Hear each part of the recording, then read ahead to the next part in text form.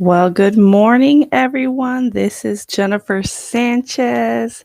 How is everyone doing this morning? I am super excited to be on with everyone. So, it is Monday. It is a freezing cold day in the Midwest.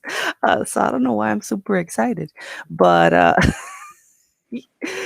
I'm the founder, Jennifer Sanchez. Welcome, everyone. If you are just jumping on, let us know. Good morning. What are you drinking? All that fun stuff. I'm the founder of the Women's Institute of Self-Development Efficacy. I know that's super long, so let's just call it WISE for short. And we have every morning a show on just highlighting amazing women from our communities. So I'm super excited about today and our guests. So go ahead, Sarah, take it away.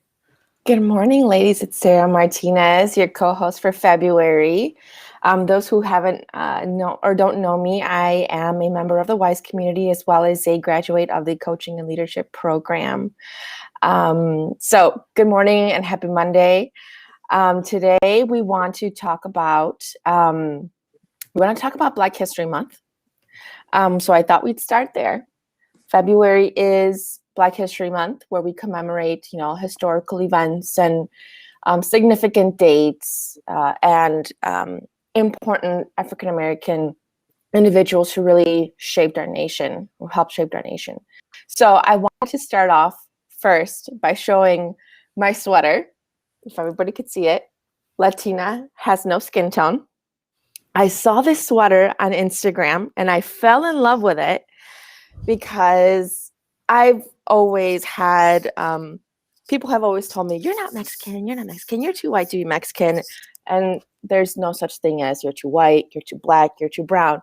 Latinas have all these different shapes, all these different shades and colors and hues. Some of us are Afro-Latinas, some of us are European Latinas, and so on. So I wanted to start out by giving a shout out to this little shop called shopblatina.com. So it's shop B, which is B as in black, latina.com. So go to that website and check out this really cool merchandise that this lady makes. She is a Black Latina from Puerto Rico. And I know, Jen, you wanted to give a shout out to a couple Black businesses as well. And then we can get into some further discussion. Mm-hmm. Yeah, absolutely. Thank you for starting us off, Sarah. Yeah. Michelle, can you go ahead and introduce yourself for the viewers so everyone knows who you are? Yeah. Good morning, everybody. I'm Michelle Jacob. I'm a member of the Yakima Nation, and I'm a professor of Indigenous Studies at the University of Oregon, and also the managing member of Anahoy Mentoring. And I'm super excited to be here, and thank you for having me. Yeah, I'm super excited to have you. We are both from the same writing community. So I thought, why not highlight awesome people in that community and highlight them to the WISE community also? Because I thought, man, Michelle is awesome. She wrote 2, 3 books during 1 year time frame. And I was like, whoa. So I've been paying attention. Every time I had a writing question, I was like, Michelle, how do you do this? I asked you a couple questions throughout the program. So I just thought, why not highlight and, make this show needs to go national. So I love the fact that you're on the other side. It's super early. What time is it over there? I think I got you up really early. 5:30. Yeah. But good way to start the morning. Shame on me for waking you up so early. So I see here people you're chiming in. So we have Angel, good morning, lovelies. We have Malette, good morning. We have Mary, good morning. I'm just having some black coffee. And then we have Jackie, good morning. So good morning, ladies. As you're jumping on, let us know what you're drinking because, of course, we got to talk about coffee time, right? So, Sarah, what are you drinking this morning? I'm drinking my usual go-to. It's just some coffee. I typically get just Folgers Colombian, some half and half, and some sugar-free sweetener. Nice. Yeah. Thank you for sharing. How about you, Michelle? What are you drinking? Black coffee. Black coffee. Me and Mary. Yep. Me and you then. I'm just like you. Black coffee it is. Um and no type of, it's literally just some basic black coffee this time around. There's nothing fancy about it. I think it's like the Walgreens brand. Actually, Sarah, I was looking for the blonde roast because of what you taught me last week. So Oh, uh-huh. I was in the store like, which are the blonde ones? I need the light ones because they're more higher in caffeine. Um, and by the way, yesterday my daughter made this awesome vegan cake and she threw coffee grounds in it. Like I didn't know that vegan cakes. I was like, "What?" So it was interesting to hear the ingredients that went into a vegan cake and just wanted to share that. Thought that was an interesting thing. Yummy. That sounds delicious, though. Anything with coffee sounds yummy. Yeah, it was. It was delicious. So, I thought that was interesting. I didn't know that vegan cakes sometimes have this, grounds in there. It is what it is. So let us know what you guys are drinking so that we can highlight you, and we'll definitely go start our topic off. I know that Sarah went right into it when we're talking about Black History Month. So, Sarah, tell us a little bit more about what Black History Month is about and why we celebrate it. Sure. So February marks the annual celebration of achievements by African Americans, and the date coincides with the birthday of Abraham Lincoln, who is the abolitionist of slavery, as well as Frederick Douglass. And it's more of a time of affirmation and cultural reconciliation, right? So we, for example, at my job, we're now working remotely, but we really try to do our best to increase and be more aware of our Black community, be aware of the Black voices and experience and contributions to our nation. So I am part of a business resource group at work. I lead one of their pillars, which is the networking or engagement side of things. And for the month, we've done a lot of planning around Black History Month events to really keep the tradition and really have the rest of our membership participate in cultural events, bring awareness to Black-owned businesses, elevate noteworthy conversations, and really just being aware of, the minorities in our country. I apologize for the background noise. But for example, some of the things that we're doing are the healing series. I'm going to go move away to another room. I apologize. No worries. We'll hold it down while you do that. Go do Actually, that. I'm sorry. My husband just walked away. We have a little toddler who stayed home from school today because it's President's Day. So we're kind of trying to juggle both. But anyway, so as part of the networking initiatives that I do, I hosted a trivia night with our membership to really go through facts and historical dates about Black History Month. So that was super fun. We had questions about important dates, who said what, famous quotes, sports, Harlem Renaissance, and then we sent giveaways to two winners. And then this week on Thursday, we're having a soul food pop-up. So we're having a volunteer demonstrate a soul food recipe in honor of Black cultural cuisine. We're also having a book club for women of color and what they need to know to secure a seat at the table. And then the coolest thing that I was part of planning is this 3-part healing series on herbal wellness, sound healing, and ritual building. Because we just feel that ever since the George Floyd incident, the Black community has really endured so much anxiety and stress and just turmoil, that we thought that with this healing series, kind of bring something a little bit more warmth and just to, show our allyship with the rest of them. So I'm excited. We have a whole calendar of events at work, and that's the way we are trying to commemorate and celebrate our Black brothers and sisters. So if anybody else wants to chime in, what you guys do at work, or how do you celebrate Black History Month in your personal life, go ahead and share that in the chat as well. Yeah, that's a great question. And I also wanted to bring it to even Michelle. Michelle, I thought this is a good conversation, like indigenous people. How does the indigenous community work with Black History Month? So I don't know if you can give us some insight on that. Yeah. I'll send you a link, Jennifer, that hopefully you can put in the chat. And, Black History Month is important for everyone. And within Indigenous communities, there's a growing awareness and dedication to Indigenous and Black solidarity, with the awareness that our liberation for all peoples is intertwined. And so to really respect that, to identify and address the anti Blackness in our own communities, right? And to challenge that so that we can really live up to our cultural ideals, right? We have strong teachings from our elders that we are all related, that all of creation is related. And when we take those teachings seriously, it's a great responsibility. And so the US is really founded with intense racism against our people, right? And the stealing of Indigenous land and the genocide of Indigenous people and the dehumanization and enslavement of Black folks. And so, there's a long history of Black and Indigenous struggle and challenges, being intertwined.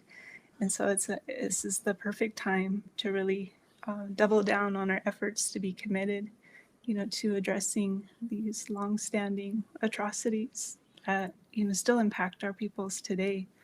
And so one way to do that is to really respect the work of African Americans, including in the Black Lives Matter at School movement. And so that link was just shared in the chat.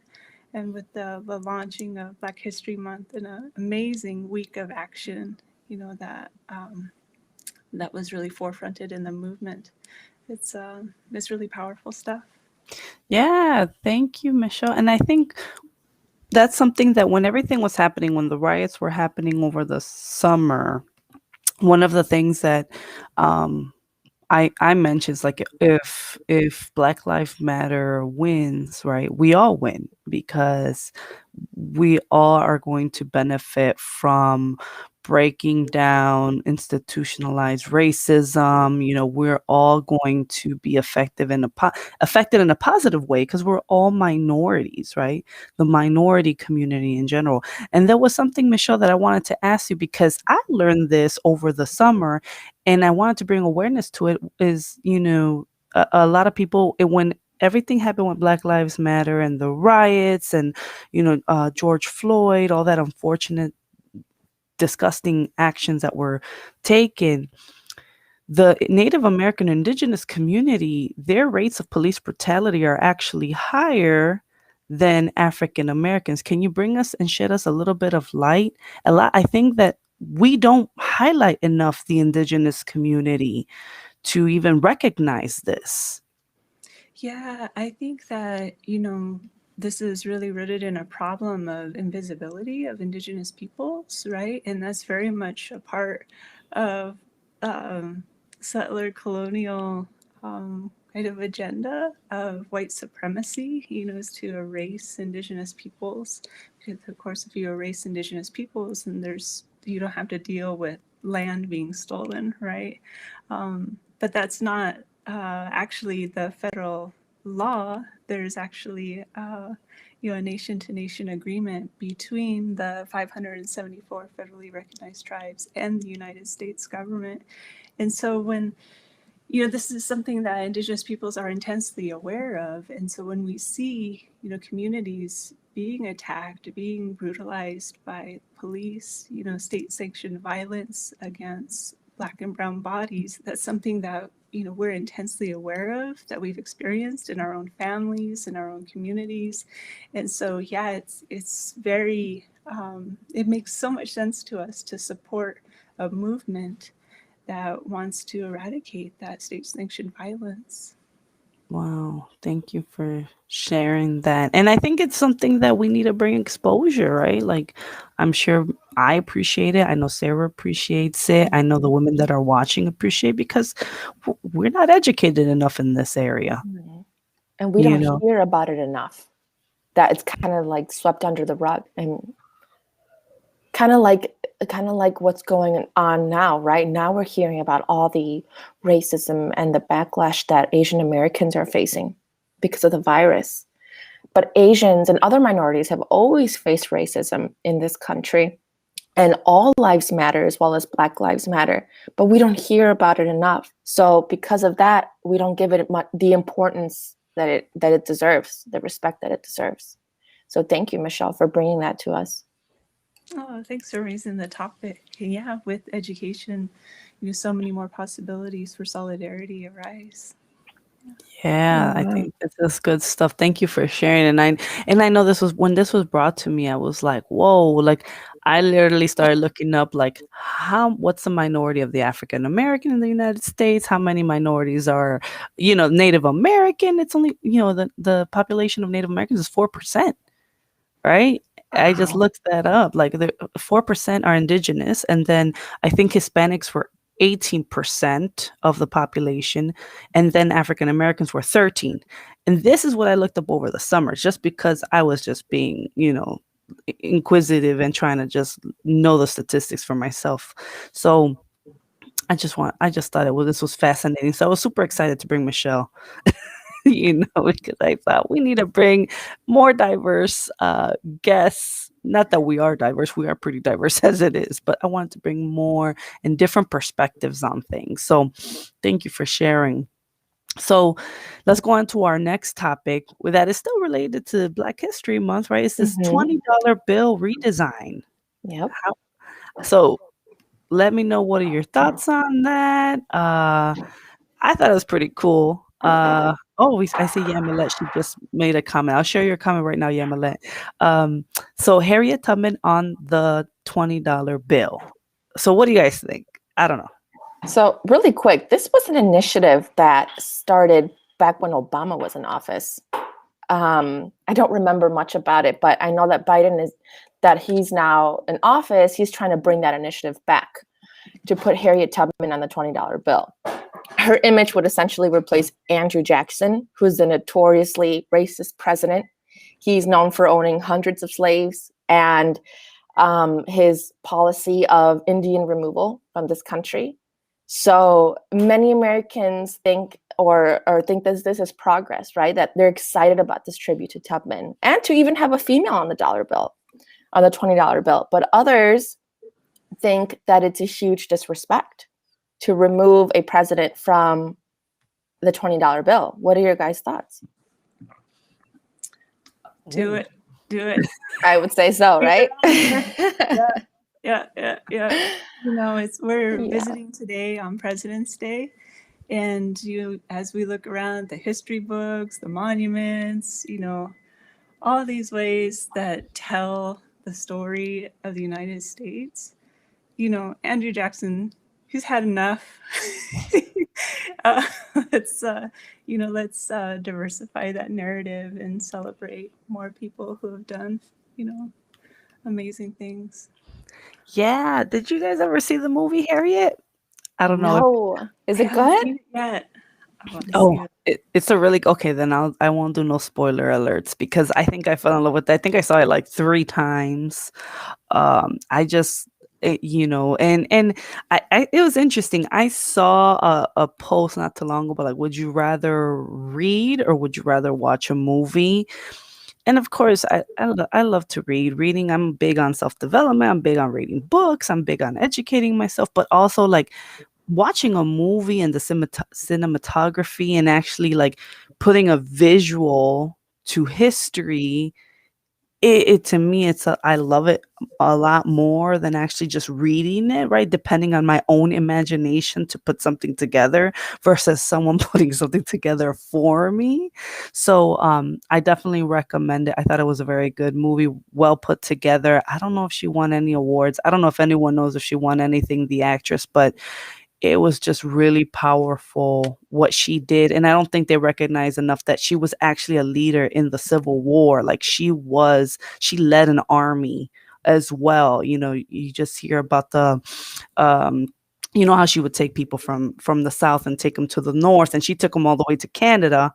But, and I thought it was underground trails. Like okay, so when I this sounds really when I was in grammar school, I literally thought there was underground railroads. Like I literally thought it was like tunnels, when they taught this in grammar school. But she was just running through like fields and forests. So I might not be educated enough in that area, but I thought, in my mind, I always thought it was like literally underground, right? I Like, would think the same thing. yeah, but it wasn't. It was Cynthia Erivo. I hope I said her name right. Thank you, Michelle. That was a star of Harriet. Um, but it's not underground. It was just she just knew a path, and there were actually people that were helping her get from the south to the north. Like there was a whole community of people trying to get them to freedom, African Americans. So I just thought this is such a great movie. I love the music. I love how they would sing songs to give messages to one another. I mean, not that I love the time frame, but I love how it was well put together in the movie, if that makes sense, right? Like it gave a really good depiction, and I thought she needs to be highlighted in that $20 bill. She did amazing. She That did is so amazing. true. Yeah. Yeah. And you're Yeah. right. I think it's the way we're educated in school that we're taught to think a certain way and to envision certain things going down in history until we do the research ourselves and re-educate ourselves as adults. So many things happen so differently, kind of like Christopher Columbus, right? Where we're taught in school that he discovered America and he was this great guy who came from Europe. But then when you start to do your own research as an adult and you learn who he really was and what he was about and what he did to the people of his country, it is so different than what children are taught in school. Yeah, yeah. And it actually, Michelle, isn't that a day of mourning for a lot of tribes? Yeah, yeah, and even you'll see more cities renaming Columbus Day to Indigenous Peoples Day, again in an effort to correct inaccurate histories, a whitewashing of history, if you will, as well as to honor, Indigenous peoples, the first peoples of this land. And so, yeah, a day of mourning, but also a day of like reclaiming, and asserting, our voices and our histories. Yeah, and there's a great book called Rethinking Columbus that is being used, with more and more teachers to correct those false narratives. Wow, thank you for sharing. So we have some comments here on the site that I want to highlight. Excuse me. Yamilet said, I think more and more people are just speaking up and they're stop being scared. I agree. And Mary said, I'm all for it. And she loved the movie as well. We have some people said, I need to watch the movie. Mary did a paper on her when she was in grammar school and she fell in love with her story. And then we have Jackie. She wrote, I think it's a great idea to celebrate a great woman that contributed so much change in the world. I agree. I think she did amazing. And a lot of times she kept saying, I just hear God. Like in the movie that she said, I hear God. God's telling me to go this way. Like she was illiterate. She didn't know how to read, but she knew how to travel. Like that was just wow to me. So this is actually some good stuff. So let's go into our next topic and keep chiming in, everyone that's watching. If you want to chime in or add more on a previous conversation, go for it. Hair and identity. I thought this was a good topic to talk about because I think a lot of women, hair is a big deal. So, uh, Sarah, I know me and you were offline talking about this topic on Facebook. Yeah, we were talking about how, I don't know how it came up, but it is a good topic, but long hair is very symbolic in many cultures. And for Native Americans, for example, like I even remember like watching Pocahontas as a kid or even reading about it in books, how it really connects them to Mother Earth and to and like for example in other cultures it connects them to a higher power, to God. And then I thought of Samson had long hair, but his hair was cut. He was betrayed by Delilah, and then he lost his strength. So, Michelle, in the Native American culture, how is long hair how is it regarded? How is it appreciated? How is it symbolic? Yeah, I think this is a great topic. And,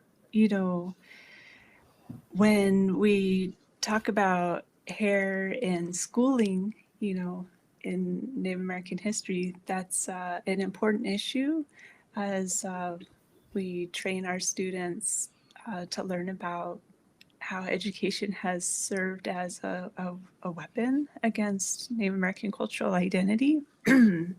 This is an important point. And then we look at photographs of children who were taken from their homes. These are our relatives, right? Like our aunties, our uncles, our grandparents, for some people, their parents, um, forcibly removed from their homes, taken to schools far away from their families and communities, and had their hair cut short in a military style.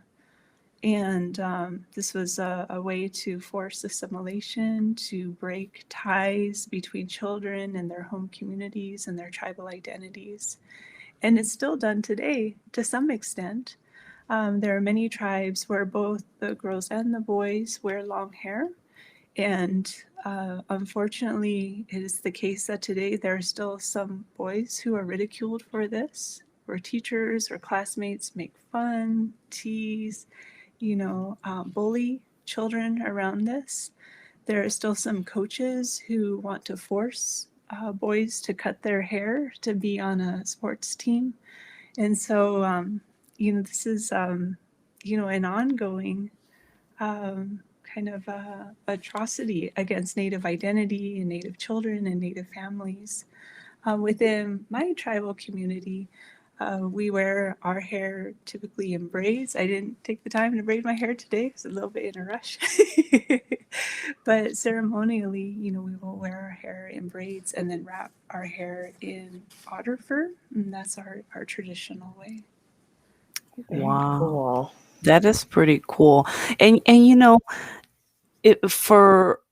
mean, I love the idea. Like, I'm even thinking of like our grandparents, right? So I'm Mexican, right? And I'm thinking like it was a thing in Mexico to wear your hair long, right? And braided, and I was even looking at a picture of my great grandmother. Her hair was not short, her hair was long and it was braided. Mm-hmm. But I'm wondering, if the indigenous culture was, it was lost throughout the generations because did she get that? And I should ask my abuelita, now I should ask my grandma this. Like, was her hair long and braided because of the indigenous side before everything, Spaniards went to Mexico? Was that the reason why they had their hair long? Was it similar to what you're saying, Michelle? Like the how sacred hair was to the indigenous community. So I know that in the African American community, hair is a big deal, right? Like it is. And you have songs like I Am Not My Hair, by Erica Badu, or you have, right, like even that thing that happened in 2016 with the African American kid in college that they cut. Was he in college or in high school? They cut his hair, a referee cut his hair off. Do you guys remember that Oh, incident? yes. They were his braids, weren't they? His braids? It was his braids, right? Yeah, I And think they that didn't was high like school.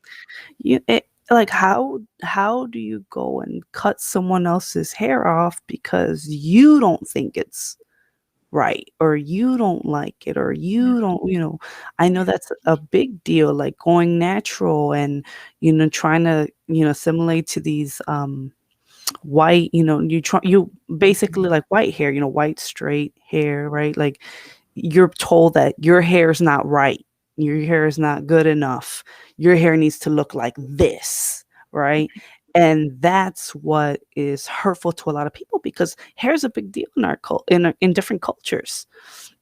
I think this is a really like deep topic. Yeah. And I was going to mention that about, Black women and their hair and how much they face discrimination in the workplace and how they have those societal pressures to really have that Eurocentric hair, right? To have it permed and pressed. But I think now we're starting to see more and more Black women embrace their curl and not be, afraid to show their natural hair texture. I think it's beautiful. It also reminds me of like this whole topic of hair and identity reminds me of even like the flappers in the 1930s. There was this whole movement of women becoming more independent and spoken for themselves, and they chopped their hair to kind of to show how rebellious they were, and more out there, and they shortened their skirts, and they were more social, right? I also think that long hair on women represents femininity, and when you chop it gives, and even till this day, women with short hair like mine, oh, you must be a lesbian. That's not true. Just because I have short hair, and I've gotten it several times when I was in college. I used to keep my hair like this, and landlords would be like, "Do you have a girlfriend?" No, I just live with I have a roommate. I think a lot of women with short hair also face that type of discrimination, where just because it's not long, you're not heterosexual. It's unfortunately the different societal pressures that we face as women, and how we need to keep our appearance a certain way. Wow. Yeah, I know that it's even preached on the pulpit to not cut your hair. There's some preachers that will say, don't cut your hair, keep your hair long, or I forgot what it was. It was years ago where I heard this, and women in the congregation, because they said women can't minister if they have a short hair or something like that. There was something imposed in a specific congregation by the lead pastor, and so women came and just chopped their hair off. Like they were like, "Oh, really? Is that what you're telling us?" So yeah, it's interesting how hair and women, there's different meanings to it, but you should be able to keep your hair short if you want to, without without being told you're a lesbian. Like, that's retarded. That's special. Or you could keep it long because it's valuable and sacred to your culture, and keep it natural, right? We have some comments coming in, so I know people are enjoying this conversation. So Angel said, I just told a woman to cut my hair Tuesday. I'm not attached to my hair. It's attached to me. But I do realize some are very attached, which, yes, it's very true. Jackie said, society has put the picture of beauty as a white woman with long hair and never show for many decades a black woman with natural hair. So that's what the black community looked at, the videos and the magazines and television, and the stimulated thinking that this is what beautiful hair is. Wow, that's deep. The media, what it portrays. Yeah, for years you're told in media, especially if you look at these old racist newspapers from like the 1930s, right? Like, you should bleach your skin and do this to your hair. It's like, what? This was allowed? So then Yamala said, at work, they only want natural color hair because it's a business. That's another way of controlling people. I just color my hair pink. Oh, well. Yeah, I could see that being an issue for people, for sure.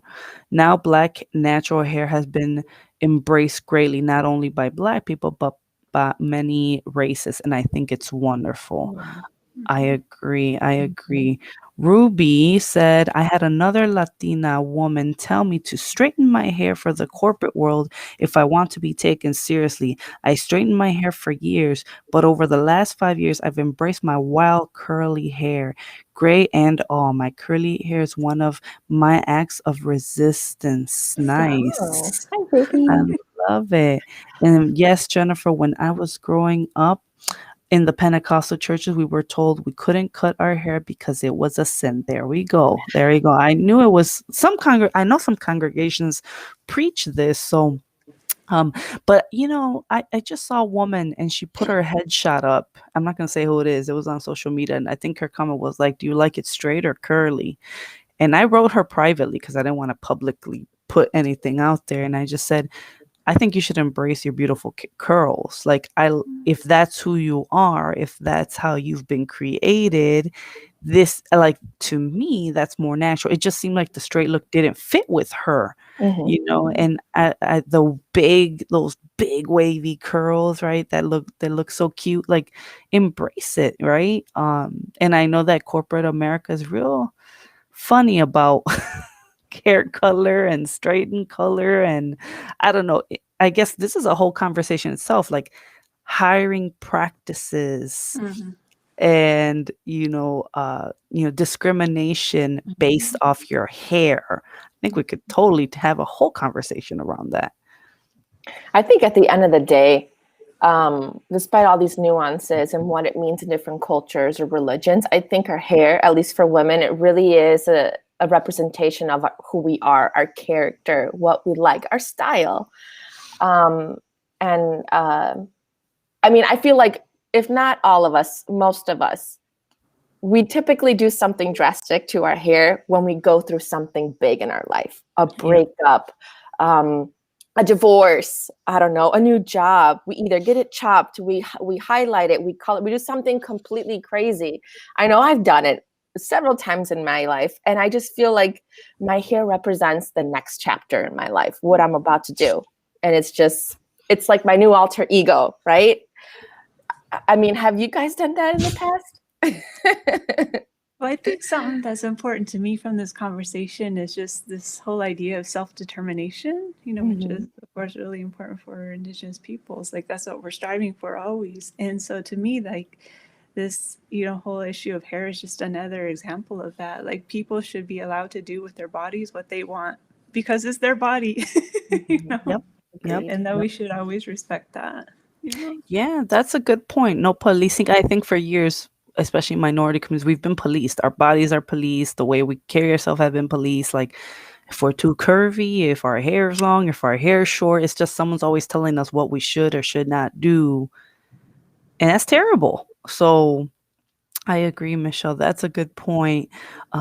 So here's a fact. Here's something that I noticed. So when I used to have a store, so when I was in college, I had like a storefront, like in the flea market, and I was just there selling my Avon products. I was the Avon lady, so I was there. I had the makeup, the counters. I had it all, and I was younger, so I loved makeup, and I was just more into like, oh yeah, looking cute, that was just me, and I'm just painting a nice picture, and I noticed my sales. I knew how I was gonna sell based off my hair. And it was on Division. If everyone's familiar with the buyer's market, it's on Division Street, Division and Central, in the West Humboldt Park. And if my hair was long and straightened, and then my sales were actually higher those days than if my hair was put up in a bun, more of that slick corporate type look.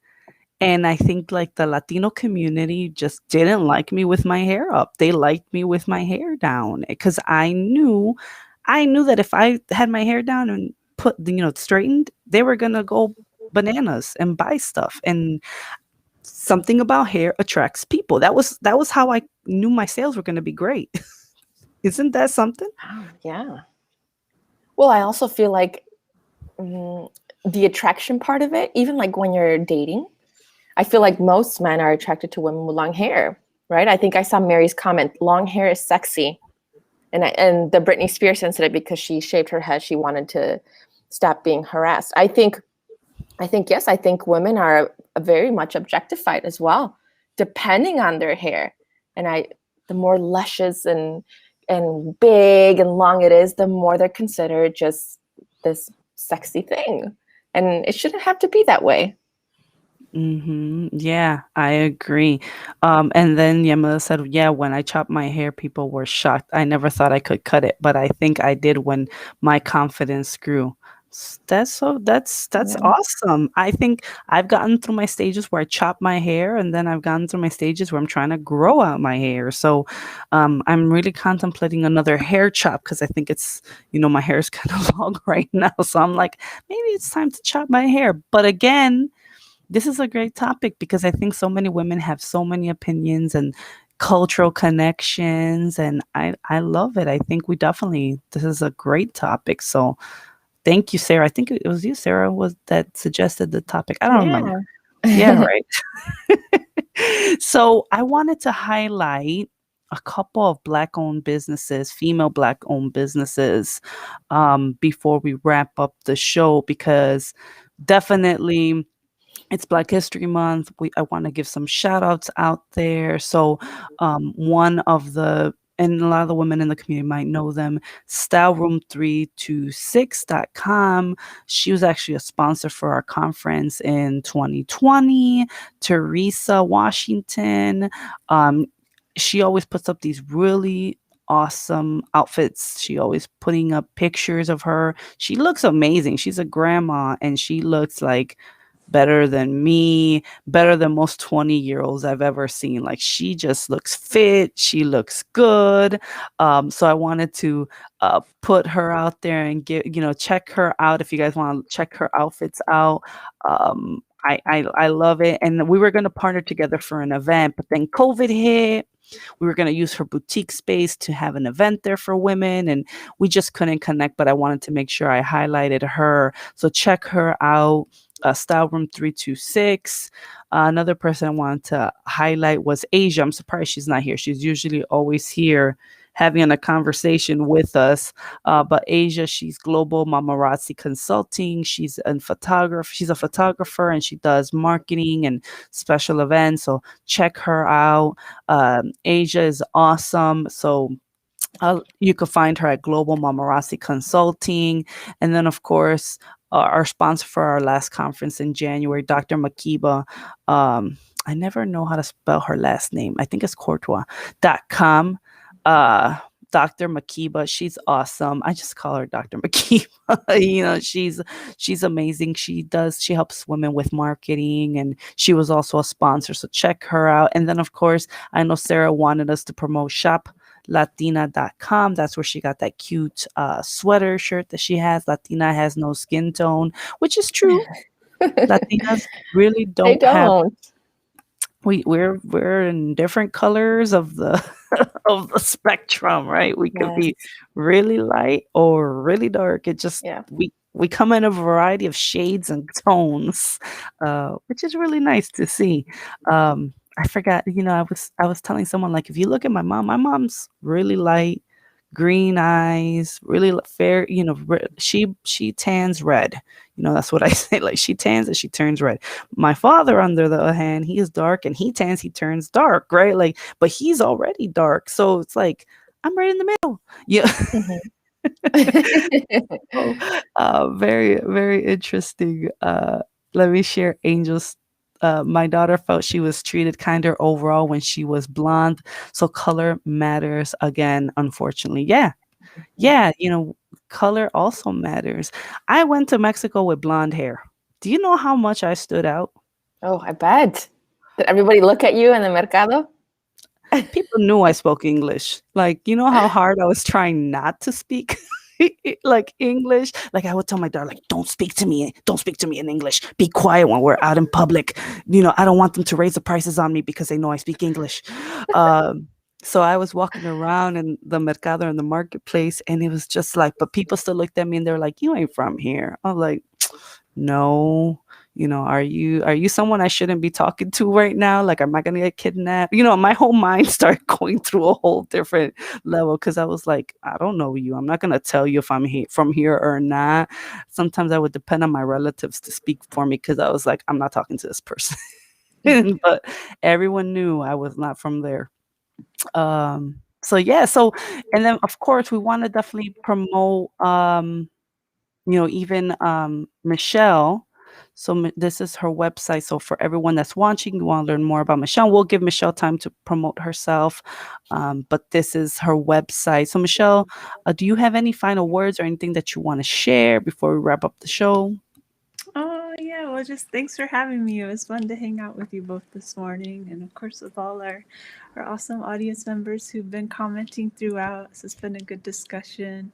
And yeah, well, you mentioned my books. I'll just share real quick the book I published last year, The Anti-Way. Within my community and within many communities, ants are so important. Our anti figures, both related as well as chosen. These women who help us and guide us and support us, and hold us accountable when needed, also. And so that's a book that I wrote to celebrate our aunties. And because we've been talking about kind of race and diversity and skin and hair and all of that, I just wanted to read just a quick paragraph from my other book, Huckleberries and Coyotes, lessons from our more than human relations. Within our culture, we really talk about how, as humans, we're so pitiful and humble, right? Because we depend on all these other beings so that we can live. The water, the air, our foods, and those are our relatives as well. And so, I think from a dominant perspective, humans are like, the most important and the most powerful. But from an indigenous perspective, we're the most pitiful and the most humble. And so, anyhow, I wrote a story about apples. And so, I'll just read a quick paragraph from that, if that's okay. Of course. So, talks about apples from where I'm from. The Yakima Valley apples is a main crop that's grown and very famous. If you go to your grocery store today, I bet you'll see Washington apples there. Could be from my indigenous homeland. Likely is from my indigenous homeland. So anyhow, at the end of the story about apples, I say, apple is sometimes used as a derogatory term for Native Americans. Red on the outside, white on the inside, goes the racialized joke. Yet, based on my experience, I think we should perhaps reclaim the term. I see how our people and cultures have all the best traits sought in apples: sweetness, beautiful varying skin color, resilience against the bruisings of life, and persistent shelf life for sure. Apples, these spear shaped fruits, they are sturdy little miracles, and so are we. Oh, That's beautiful. beautiful. Yeah. Oh, I love that. I didn't know that that Wow. was a derogatory word for I love that how you took that word that was used to hurt and flipped the script on that and used that as an empowerment word. That's awesome. You fit right Thank in, you. Michelle. Oh, oh, thank you. We're all about empowerment here and taking words and giving them different meanings. So thank you for sharing that script that I was gonna say scripture, that that paragraph. Yeah, yeah. My books are on Amazon. They're on my website too, if you want autographed copy. And then I offer professional development workshops. I've got a Indigenous time management workshop looking at time management from an Indigenous perspective that's coming up end of March. So that's on my website too. So yeah. awesome. Thank you, Michelle. Cool, cool. Wait, I'm curious. Tell me a little bit about that. I just want to know a little bit. What's the difference between, and I know you don't want to spill the whole beans because I know it's your workshop, but like at least a little like synopsis of what you would learn in that workshop. Yeah, so how we think about time just generally, and then how we think about, managing time, those are rooted in culture, right? And so like what's your highest priority? And so I think, there are a lot of great time management approaches out there, but they're often focused on kind of efficiency and individualized, notion of achievement. And that just doesn't ring true for so many of us, right? And so, from an Indigenous perspective, time management is more important to be in time than on time, and that's something that we talk about. Like at powwows, for example, you'll have a schedule, but it's not always like to the minute. It's, what matters most is the relationships. What matters most is, what set of values are you using when you're approaching a task or when you're planning an event or, you know, trying to accomplish something. Like that's what's most important, right? And Oh, so it's this kind of a deeper look at that, as well as, looking at relationships of accountability. Like, where are you? What are your surroundings? Who are all the beings who are impacted by your decisions that you're making? And so that's Wow. That's very perspective. insightful. Oh, thank you. yeah, I love that. It almost sounds like I heard, you've heard of Latino time, right? Like we're always late to everything.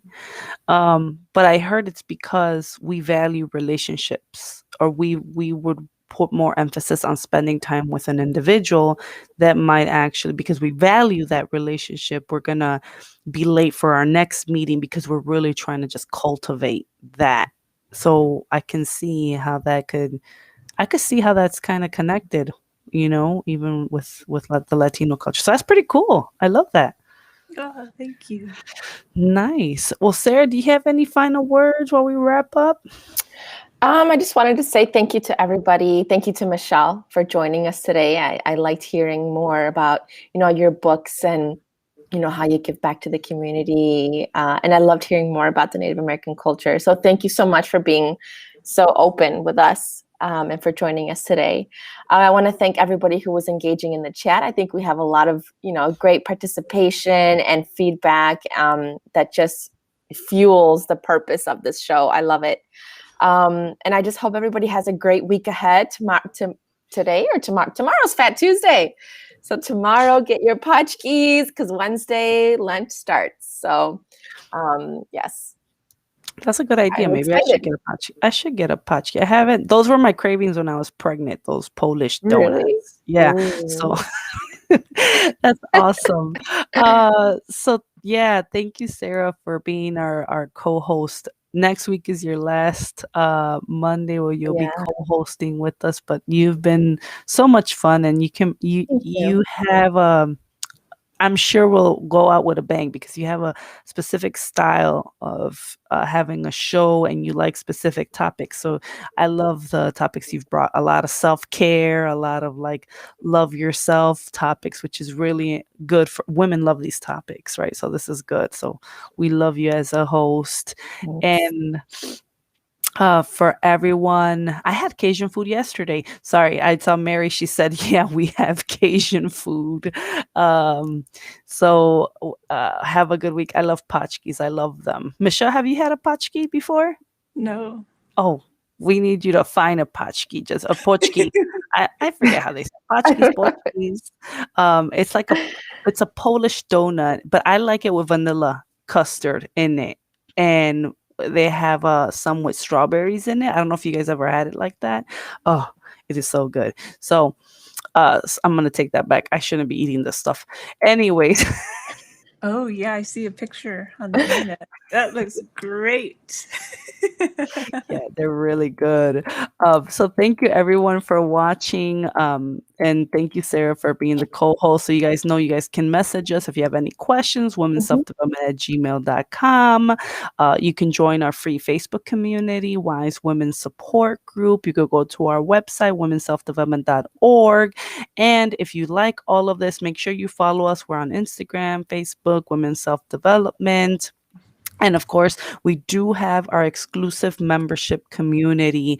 In this community where we're a lot more strategic. We have a lot more strategic conversations about purpose and finding purpose and goal setting. So definitely, jump and join us. And if you want more information on that, we can definitely share. And then follow Michelle at Anna. How do you say that, Michelle? And mentoring? Yeah, Anahoy on Twitter. Mentoring on Yeah. Twitter. Yeah. Nice, nice. Do you like Twitter? Do you like Twitter a lot, Michelle? I'm learning how to use it. I'm kind of new to social media. But I'm giving it my best shot. And yeah, on Tuesdays I share little samples of using Indigenous language. I post that every Tuesday morning, and on Wednesday morning I post what I call the Anti-Way Wednesday. It's an inspirational quote, honoring women. And so in February I'm honoring, the voices of Black women for some inspirational quotes there. And Anahoy is Yakima for black bear. And so I Oh. chose that for my business name, Anahoy Mentoring. That's pretty cool. See, today was a very informational, educational, diverse. Yeah, I love today was a great conversation. Thank you, Michelle, for joining us. It was a pleasure and an honor to have you on the show. Yes, absolutely. Thank you. Okay, Thank thank you. And thank you everyone else. Have a great Monday. God bless you. Talk to you guys soon. Bye. Bye.